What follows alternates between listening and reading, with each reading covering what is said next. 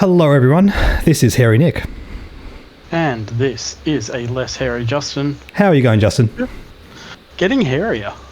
You are getting hairier. I was just commenting before, you have a very Obi-Wan in episode 3-esque beard there. I like it. Yeah, no, it's had a little bit of a trim, but been growing it out. I like it. You are a bold one. Yes, we have some news in the world of X-wing. Shocker! It is actually possible to get news in the world of X-wing right now. I was going to say about time, but like in the times, we're lucky. Oh yeah, look, I don't blame FFG for having things slowed down a little bit here. Obviously, manufacturing is very difficult right now. Even just general development of the game must be quite tricky when they're all working from home, which is why I think they developed this. We're talking about this new solo play that they started talking about, and I think one of the good reasons it's sort of come about now is the fact that it's probably easier to develop something like this while they don't have other people to directly play test with or actual physical components to sort of get test runs of. They can just sort of develop this from home. So I can sort of see what's going on here. And more to the point, I think this is a fantastic thing to do during isolation for those of us who are isolating. Thankfully, here in Australia, that is sort of starting to ease a little bit for the time being. Fingers crossed it stays that way. Nevertheless, I'm very happy to see this in X-wing. I think it's something that has been a long time coming. It is something that exists in various iterations because of what fans have made. Specifically with HOTAC, Heroes of the Atiri Cluster, if none of you are familiar with that, it's a fan-made variant of X-wing where you play a cooperative. It's almost like D&D. The way I think of it, where you have a bunch of people cooperating, building up stat sheets with pilot abilities and upgrades, fighting against AI or Dungeon Master controlled Imperial ships. It's all Rebel versus Empire or Scum, I believe. You can also play as Empire as well. Oh, can you? Cool. So they've developed that. Yeah, really cool concept. What FFG are doing here is very different to that. I'm not an expert when it comes to things like HOTAC, so I'm not going to comment any further than that. Needless to say, what FFG are doing here, it's not a crazy long multi-game sort of role-playing game.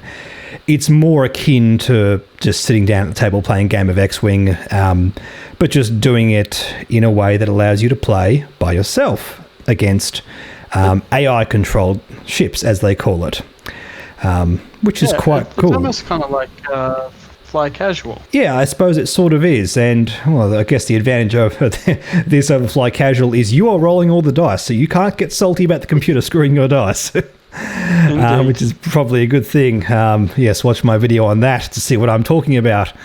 And that's really cool. Basically, they've released this document, which I'll show up on the screen for you all to see, which shows you how to control AI ships. It also shows you a scenario that you play out. You can choose any one particular faction and play against any other particular faction. And it's all automated. It works pretty straightforward. Basically, you play against increasingly difficult waves of ships, no matter what faction that is, and there are rules as to what those ships are, depending on what faction they are. They deploy using those little hyperspace markers, and so there's that random element to that. But the way the ships fly after that is dictated by this sort of AI rule set, which is quite interesting. I know it's very similar to the way they work in HOTAC, for example.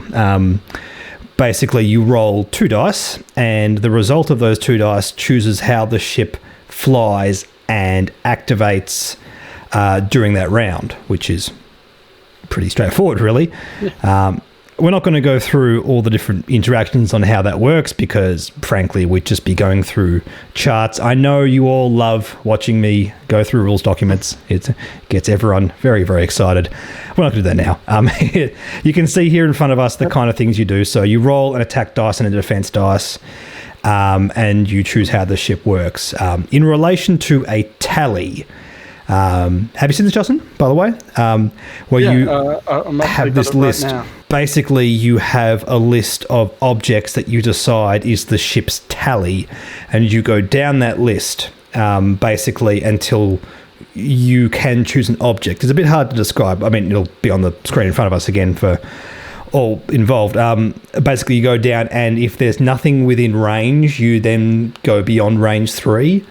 By eyeballing it, as they say in the article. It's, by the way, we should point out these rules are very loose right now. It is in its alpha phase, so eventually this will become tighter, but yeah, I think this is a good way to set everything up to begin with. There you go, look, here's the alpha, everyone give us feedback, we can tighten this up. Indeed, and you can see that there are things in these rules where things are pretty open to interpretation, like measuring beyond range 3. I mean, I think reasonably, yeah, either we can just make a decision. I mean, we're playing by ourselves, so who's going to get angry? Everyone's got like a longer ruler available to them. It's just a case of there's no component in the game that allows you to measure beyond range 3, but you might have to when going through this chart. Unless you have the plastic range ruler, which can actually go up to range 5. Oh yeah, it does too. Huh. I mean, I don't think they'd expect you to have those aftermarket items, but at the same time, yeah, it's not like it's in tournament play, so I think they can be a little bit looser with the rules, and it makes sense. Have like 2 of the cardboard rulers and stick them together or something like that if you really want to. Just do whatever you want in that stage. Yeah. I mean, let's be reasonable here. So basically, you choose an object, and then based on what dice you roll, you move in relation to that object, whether it be in a side arc, front arc, rear arc. There are one of these charts for every single arc. It's pretty straightforward. Like, those are the only 2 things you need to know. I think these rules feel quite cumbersome at first glance. But as we get used to them, it's like, oh yeah, like it's just a different way to play X-wing. Sort of constantly referring to rule books. I mean, this is something that a lot of tabletop games have to do. I think we're sort of spoiled in X-wing where we get to just have these pieces of cardboard that explain everything. And it's fine that we have a variant of the game where you don't have that luxury, if that makes any sense. This wouldn't be ideal in a tournament, is what I'm saying. I don't think you'd ever see this in a tournament. I would be very interested to see if this could be developed into a co-op format, which, again, you could do. I think if there was, as a rule, like a DM, like playing as the opposing ships who basically took on all that complexity themselves, and they could be the ones to sort of go through these charts every single time and get used to that. And I think, like, if you're the one player going through the charts every time, you get used to just, oh yeah, that's this chart, that's that chart, that's that chart kind of thing. And it becomes a lot less cumbersome. If every single player is doing it, that's a bit of a pain. Yeah. I also think it might be nice to do like 3-player games and things like that with this, where you have someone who is the DM and they're playing with one thing, and the other players are either playing with a different faction or they're playing with the same faction. And I don't know if it's right to sort of take this on the route of turning it into HOTAC. I mean, at the same time, you do have to appreciate, you know, the guys that made HOTAC did it on the back of someone else's IP. So at the end of the day, the actual IP owner can come along and make their own version of it. It's entirely within their right. They own the rights to make Star Wars games. And I know that sucks, and I don't want to sound like I'm just, you know, being apologetic to a big corporation, but that is the sort of the reality of what can happen here. You know, I'd really hate for that to happen, and the guys for HOTAC just sort of, HOTAC fades into the obscurity while FFG make their own version of it. I don't think that's ever going to happen. I think I don't think it will. Yeah. Yeah, and look, even if this does eventually get additional scenarios, I still think that because HOTAC is so much like the X-wing D&D, that they're going to always be a little bit different. And you'll have fans of both. It's HOTAC's got such a great following, so I can understand it. I think a good situation would be if this is developed into something that could be like good for like one-off games, where it's more like tournament play, where maybe 2 or 3 people sit down and play a game for 1 or 2 hours and that's it. kind of thing, where Hotak is the go-to thing that you play week in, week out with your buddies, and you actually indulge those sort of D&D wants where you have your own character that you're working on and all that kind of stuff. I mean, I don't play D&D myself. You play some role-playing games, Pathfinder and D&D. Yeah. So you know more about this than me. But what I find fascinating about games like that is it's not just about competitiveness or winning.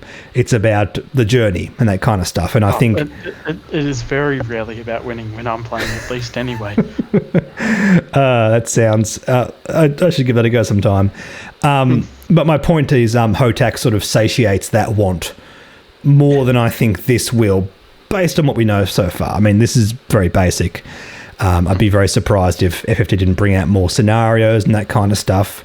You know how this was a thing back in first edition where you'd get like a large base ship or an epic base ship and you get some cardboard punch tokens for like co-op scenarios they made? Yeah. Remember those? Yeah. It's almost like they could do that utilising these rules and making solo scenarios instead. I think that could be a really good thing. Well, we got similar things like that in the Epic expansions. Of course we did, yes. I forgot. So we have gotten second edition. I think indeed. They can slowly start to... actually, Epic and this together. I think that might eventually become a thing. Oh, big time. I cannot see why you couldn't have a squad of ragtag rebels taking on a raider. I think that'd be awesome. Those scenarios they made, mainly back in first edition, I don't think anyone was excited to get those scenarios. Like, I remember getting like the Hound's Tooth and getting some weird... there was a little rule book or insert for some kind of 4-player free-for-all they made with special tokens, and I'm just like, I don't care. I just want to play tournaments with my Hound's Tooth. I mean, maybe I'm weird like that. We might be weird in that regard, but that's all right. Different players, different people. But I think what FFG are doing here, they're laying the groundwork to making potentially those things actually be a bit more desirable, which would be a good thing. Maybe on a rainy day or on a coronavirus-induced isolation, I'm going to feel more obliged to crack open those weird things I got in like my Shadowcaster pack with those weird tokens. Like, oh, let's play that scenario today. Why not? It could be a bit of fun. They do have a Google forum that you can add your feedback to if you start doing this. Yes. So let them know. It's good that they're doing this. They do have sanctioned playtesters they sort of communicate with all around the world, but it looks like they're being a bit more open with this, which I think is a good thing, because this isn't just about what the tournament spikes want, it's about what everyone wants. Like, I think with this kind of approach to game making, more than ever, the more casual players, their sort of voices and opinions are more relevant, because this isn't about what's going to be affecting any kind of meta. So yes, I encourage anyone watching this to get involved and have a go at this. I mean, you basically can do it now. There's nothing stopping you from just giving it a go and see what you think. Give it a go. If there's any criticisms you have, fill in the form. Tell FFG, like, hey, I think the ship spawning on that hyperspace thing is causing too many issues, or I don't know. I haven't tried it yet, but you get the idea. I think I might try and have a shot at it over the weekend. I think we should both have a shot of it next chance we get.